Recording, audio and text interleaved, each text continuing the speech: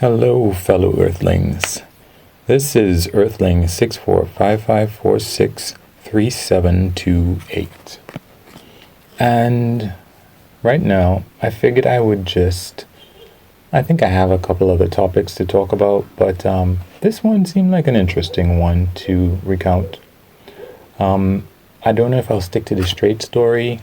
Depends on how long it takes. Anyway, it's a programming story, basically. And I don't know, I think other programmers might tell you this, but a lot of time, a lot of time that we spend programming, quote unquote, is really, at least for me, and I imagine it's a similar experience for other people, it's finding how to do something. You know, people might assume that programming is like speaking another language, and it is, but I don't know these other languages in and out, so I need to find a way to say to the computer using different methods, different types of speech, what exactly I want the computer to do. And normally that entails a lot of Googling to find somebody else who had to do it and find out how they were able to accomplish it. So let's give you an example. I remember in one particular instance, as it turned out, I was doing a temp programming job for an employment agency for a multinational corporation, and they needed something done, and as it turned out, I got a call for a full-time job, and I had to leave that job, and they had to find someone else to do it. As it turned out, it was kind of lucky for me that I left, because what I was asked to do, I didn't really know how to do it. Now, that isn't really on its own particularly unusual. I needed more time to Google it. The relief to me, though, is that I was not finding the code to do what needed to be done.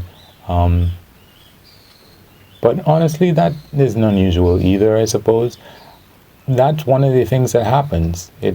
You start something, or I start something, and I don't know entirely if I'm going to be able to finish it or do it well, because a lot of times I haven't done this thing before. Anyway, to get to my story, because I know I normally take so long with these intros, to me anyway. As it turned out, I was working for someone as a programmer for their company, and the guy told me that this was a particularly difficult piece of code to get done, and he wanted me to try to see if I could do it, and if not, he was going to get some Chinese programmers to do it, and he was going to pay them however much money. Now, I didn't know if I could do it. I figured, though, that if I Googled long enough, I'd be able to find a way to do it, the code that was required to do it. And I told him, give me 3 weeks or so to do it. And I had my day job, and every day I would come in or come home and would spend time Googling, hours and hours and hours Googling.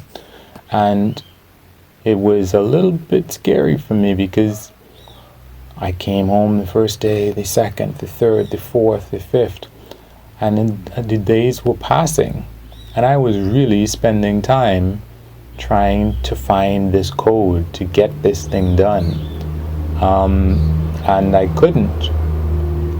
As it turns out, it's something that is used a lot these days, but I guess it was just now coming out at the time. Yeah, it was just now coming out at the time.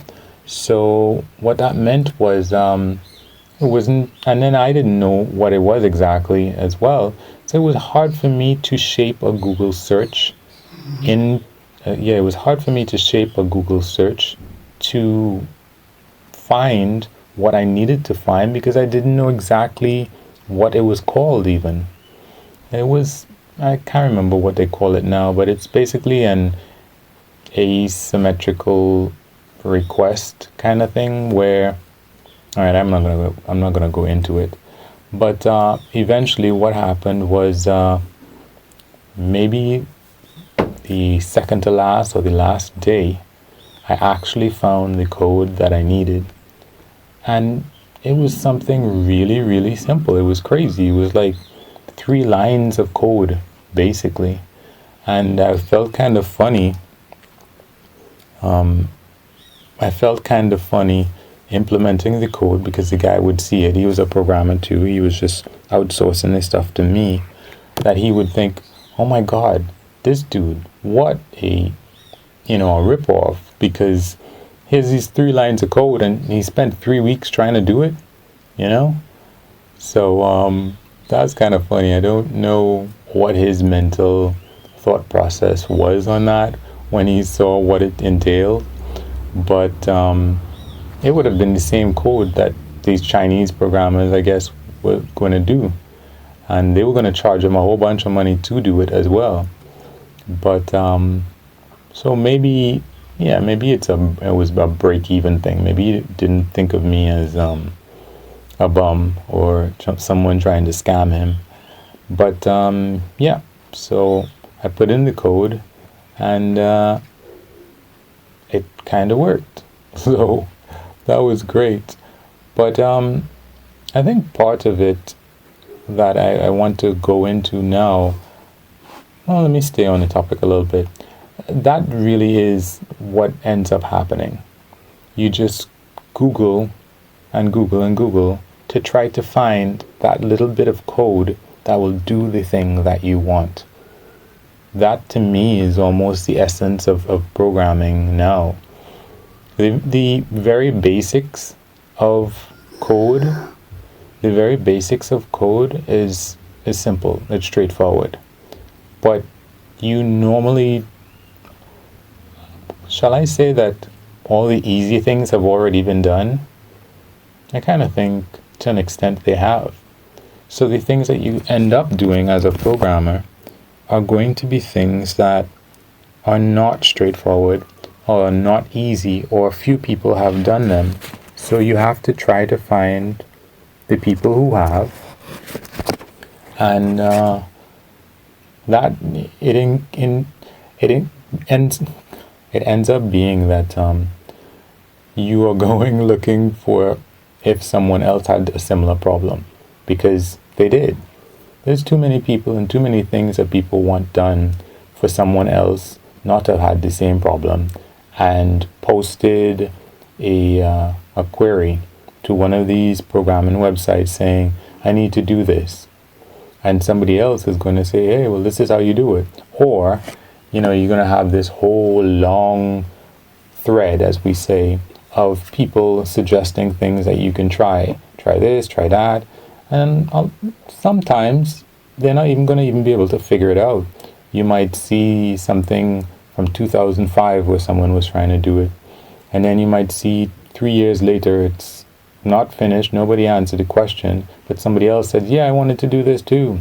And then from 2014 somebody else is like, yeah, I wanted to do this too. And then that's the end of it. Or somebody might 8 years later say, well, this is how I figured it out. So them's the apples that you have to deal with when it comes to programming. You have a basic understanding of how things work, but you are primarily doing some Indiana Jones in your seat, where you are just trying to find the secret of this or that or the other, following clues to try to figure out how to get the computer to do what it is that you want it to do in any given instance. And for me, as a solo programmer, a lot of the time, I've never worked with a team of programmers. Not really. it's kind of scary because there's nobody else to have your back. There's nobody else to say, okay, well, let's try it this way. Or let's ask Joe, I know this other person at this place where I worked, or this other person, or that other person. So that, for me, it's been I've had a lot of trepidation throughout the years, because when someone asks me to do something, I can't say for sure whether or not I'm going to be able to do it. But you can't normally tell people, hey, I'll give it a try. They don't really want to hear that. They want to hear that you know exactly how to do this thing. It's like getting a job. You can't get a job without experience, and nobody wants to give you experience. So you kind of end up in that situation. But I've never been in the situation really where I promised someone, and I suppose that's a weakness on my end. I want to be honest with people, so I don't want to tell them, yeah, there's no problem, because I don't know if it's not a problem. But at the same time, it makes me look less capable than the other person who is willing to lie and say, oh yeah, that's no problem. So that's how we programmers, or at least me programmer, ends up trying to get things done. You just have to keep your fingers crossed that somebody else had a similar problem and asked about it and got a solution. Or you can go searching in the documentation and reading and hoping that there's a particular function that does this or does that, and you can put it into your code. So, yeah. So that is a programming story. Thanks. And as always, you can like or unlike, you can comment, subscribe, and or share. And I appreciate if you do, well, L without the U, unlike, but feel free to unlike if you do, if you want to. But whatever you do, I appreciate it. Thanks. Peace.